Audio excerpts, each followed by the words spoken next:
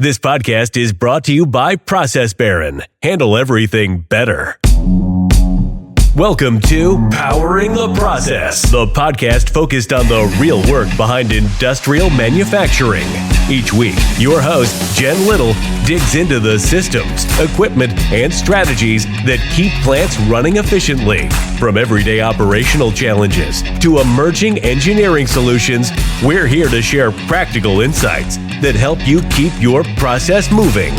Let's get started.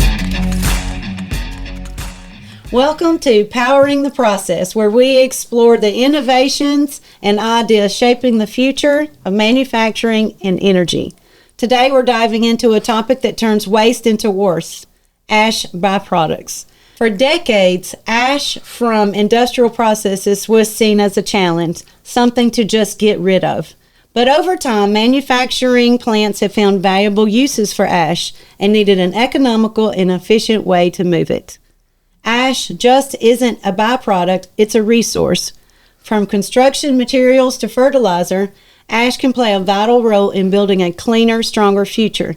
In this episode, we'll uncover how ProcessBarron helps plants manage ash efficiently. Today, we are joined by David Cantu. He is Director of Material Handling here at ProcessBarron, and he's been with the company almost 14 years. Well, thanks for having me today. Glad to be here. Hopefully, we'll have some good information for the viewers. All right, David. So, big picture of ashes to opportunity. So, just take a minute to explain, where does the ash come from? Why is it a byproduct in the first place? Gotcha, yeah. So really the definition of ash is anything that is actually burned. The solid residue that's left over is considered ash. So there's a few things like natural gas and highly filtered hydrocarbons are only two things that don't release or don't make ash at all. So when you burn natural gas, it's completely ashless. Okay. It's just, nothing there. So as a company, we prefer customers not to burn natural gas because it doesn't benefit us. Obviously. Talking about wood, biomass, waste energy, so like trash, coal, anything like that is considered ash. So anytime you burn it, you're going to get a certain amount of ash from it. And depending on the product, you get more ash or less ash. So coal produces the most ash because of the high carbon content. Oh, okay. And so you'll get probably 10 to 20% of ash from burning coal. Biomass is about 99% carbon, so most of that gets burnt off.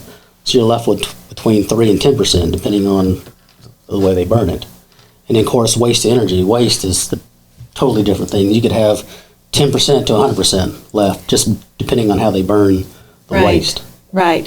So all of those products that you mentioned are used for fuel. That's correct. So in the boilers, and then once it goes through the burning process, that's when it becomes an ash handling problem. That's correct, yep.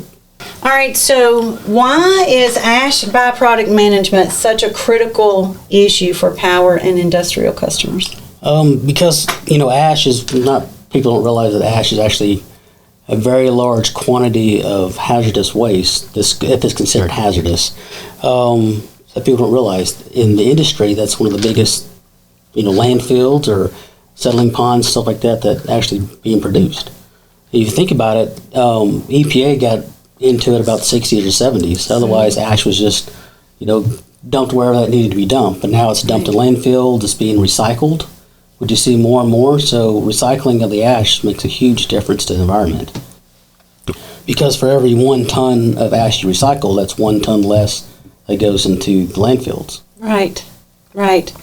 So, turning ash into a resource obviously will benefit the environment, but how does it also benefit the economy? So customers can actually sell that ash.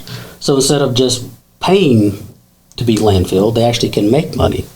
And I think they make like 25 to 80 cents per ton, depending on the product that it's being sold to. So like cement plants, for instance, use a lot of ash in the cement. You think cement, maybe it's just paving the roads, but actually it's more of like pavers you would buy at Lowe's. So all those cement pavers that you see at Lowe's most likely contain 50 to 70% of ash. Okay. You would never know. Right. Do you think it's just cement? So all that kind of precast stuff uses the most ash out of all the ash products. Okay. So it's actually in things that we see every day. Every day, yeah. There's actually newer technology coming out to where you actually see ash in, well, you won't see it, but it'll be in plastics. Really? So there's stuff when they burn the ash or burn wood, it's only from wood, not from coal. Mm-hmm. You'll actually get like a biochar, which you'll hear a lot, biochar.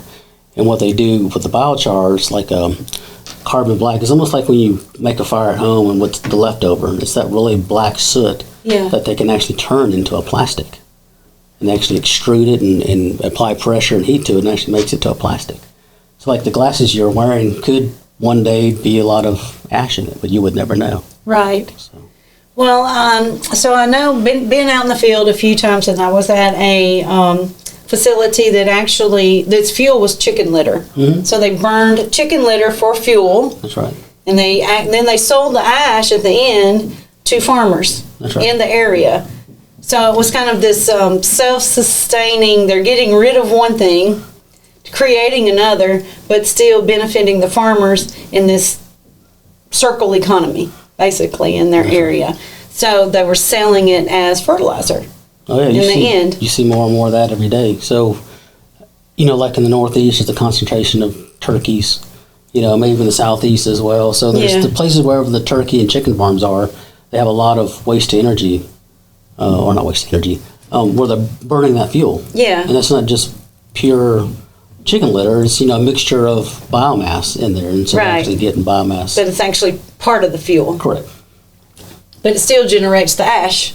Correct. And then they got to get rid of the ash, but they can sell the ash to the same people that they get it from. They get it from. Yeah, so they buy it from the farmers. They burn it and make electricity, get ash, and then they sell it back to the farmers, probably at a discounted rate. For their crops. Correct. It's an amazing circle. Environmentally, so there's a statement that says 1 ton of CO2 for every ton of fly ash used in concrete. So global savings is 70 to 110 million tons of CO2 per year. Yeah, that's a lot. That's a lot. That's a lot, yeah. Do you mind explaining that a little bit? Yeah, that's where, it helps the cement companies too, because not only are they using less product to produce cement, so that's also a less CO2 footprint. Right. But the plants that are burning it are also having a less CO2 footprint as well because they're selling it somewhere. Okay. So. All right, that makes sense. Well, like you said earlier, you were talking about disposal of ash, and a lot of times it either went to landfill or in some places it went to designated ponds. Yeah. Area, and that was typical. It was typical procedure for a lot of these plants. But so how has using ash as a resource and not just a byproduct changed some of that?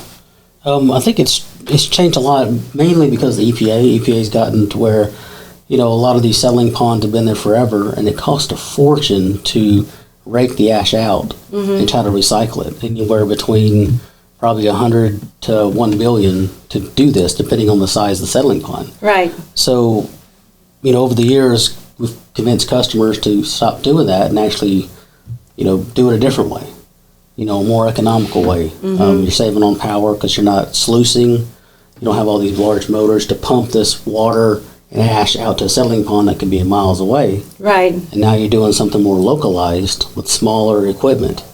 And able to haul it off, weekly or daily if you need to, versus doing something every 2 or 3 years, which adds more and more money or cost to do that. That makes sense. So what industries rely on ash recycling today? Well, it's mainly the cement industry. That's probably 50 to 60%.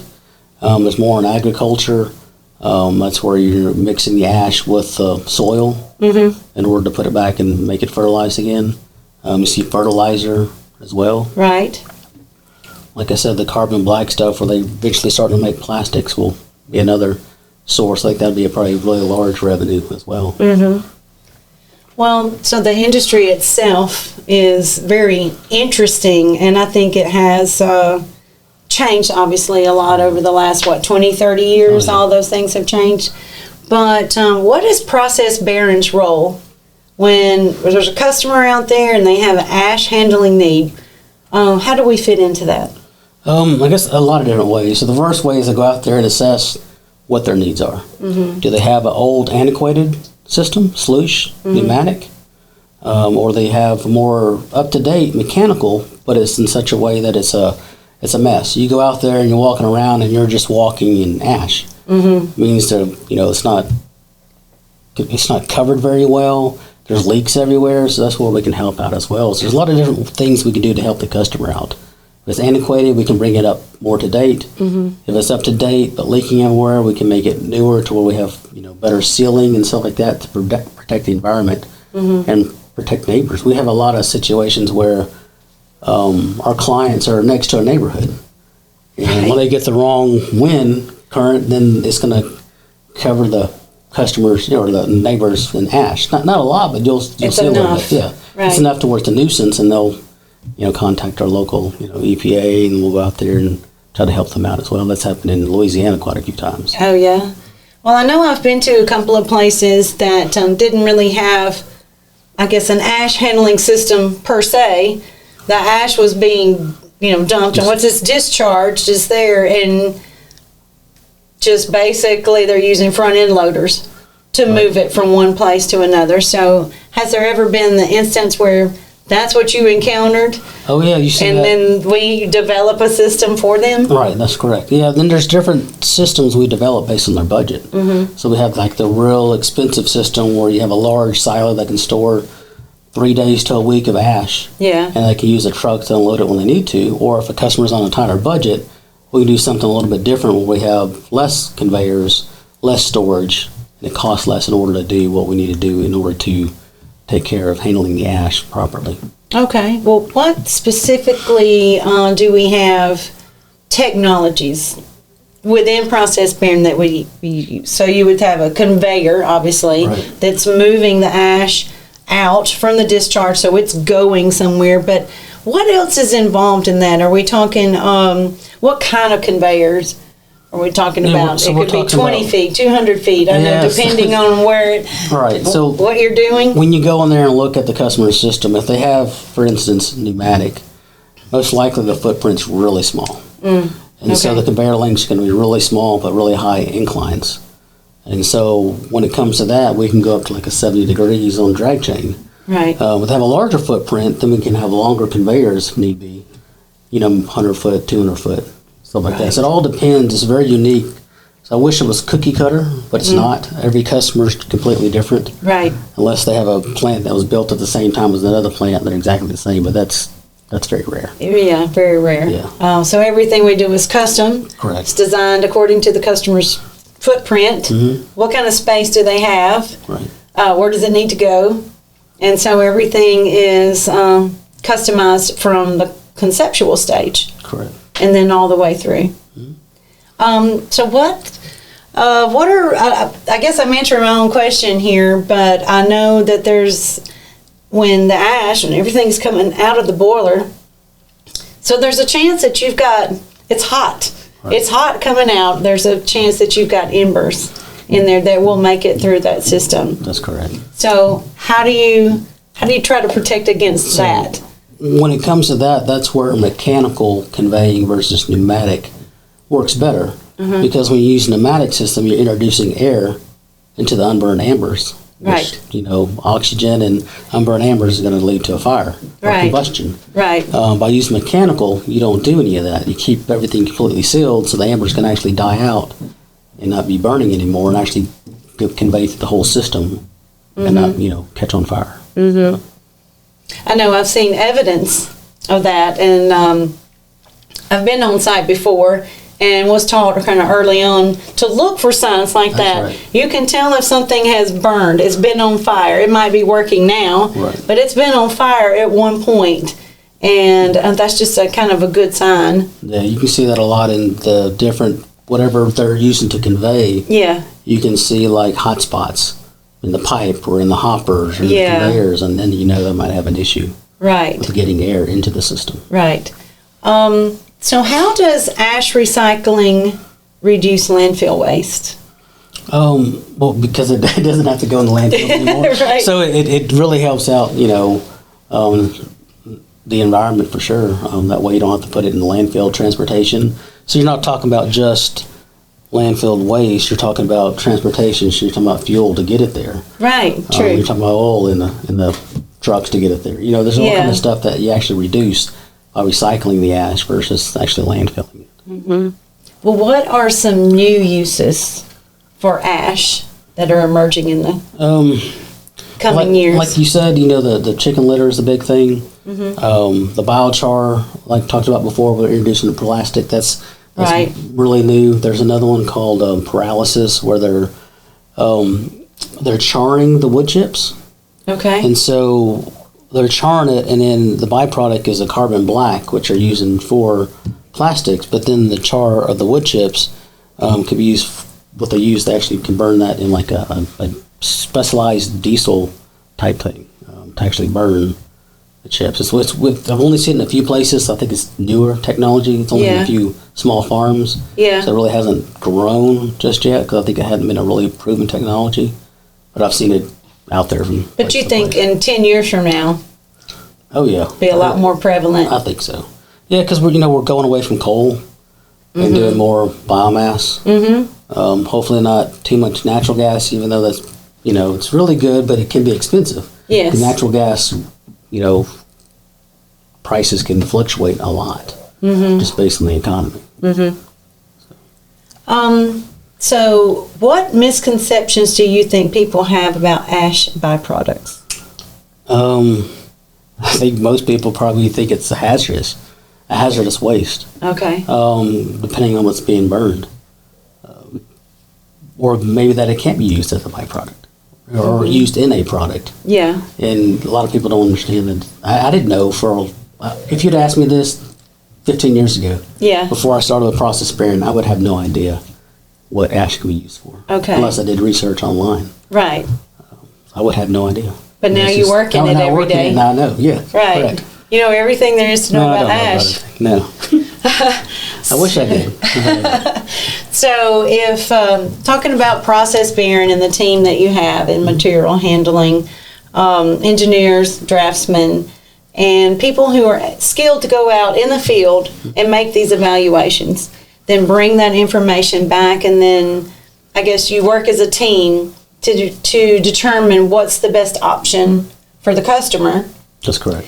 And then from that point, it's going to go into the engineering part where it's actually drawn out, and then manufacturing and built, and then on to field services where we actually install it. Oh, yeah. So we are kind of our own circle of life. That's right. I guess here. And it's actually pretty neat to see that. Yeah, I agree. It's start to finish. It's pretty unique to see a large system being done. And it's almost like, gratifying, I guess, seeing it done. Right. That's just my opinion. I like large projects like that and trying to solve stuff. Well, so what makes working on ash projects unique compared to the other material handling? Usually because when it comes to ash, you have to, like I said, it's more of the environmental thing. The fuel necessarily isn't more of the environmental. It's just coming in large trucks or dumping it on the ground. Right. The stuff that they're allowed to dump on the ground because it's just biomass or whatever the product is. Mm-hmm. Versus ash has to be handled a lot differently. A lot of sound, like you mentioned before, it's hot. Yeah. It can be upwards of 1,800 degrees. Right. So that's something you got to handle a different way than you do the fuel, which is just ambient temperature. Right. So it's just more challenging to handle ash than it does fuel. I see. So can you think of, I guess, I don't know, the most unique job you've ever been on with ProcessBarron? Yeah, it's probably, I guess the most unique job was a waste-to-energy plant up in the Northeast. First time I've ever been to a waste-to-energy plant. Didn't know what to expect. Mm-hmm. You walk in there, and the smell is what gets you at first. Right. You walk in, and you're like, wow, okay, so this stuff's been sitting, this trash has been sitting here for a while. Right. You get flies flying everywhere. You see people in these white Tyveks. Some are white Tyveks, the rest are like black Tyveks. You're like, oh, black. No, it's because of the ash they're walking in. Oh. And so I don't have anything like that. I'm just in my normal standard clothes. Start walking through the ash. I'm walking in probably 3-4 inches of ash on the floor, just walking through it. And then we go to a place where they call the ash house. And it's like stuff floating in the air. You can't see more than 5 foot in front of you. It's the worst, one of the worst things I've seen. But if you go to that same plant today, you would have thought that's a different plant I was taken to. Because it's completely different. It's not like that anymore. They completely cleaned it up, made it look better. But that was probably one of the, eye-opening experience I've ever had. Right. We solved the problem that a customer had. They had 2 old conveyors, and we replaced them with 2 new conveyors. But it was just, it wasn't perfect by any means, just because me and another engineer was up there for a whole week troubleshooting our conveyor, because information that was given to us by the customer wasn't necessarily correct, and so our design was a little off. But we stuck with it. Like we always do. We never not fix anything. We always see it through, make sure the customer's happy. Right.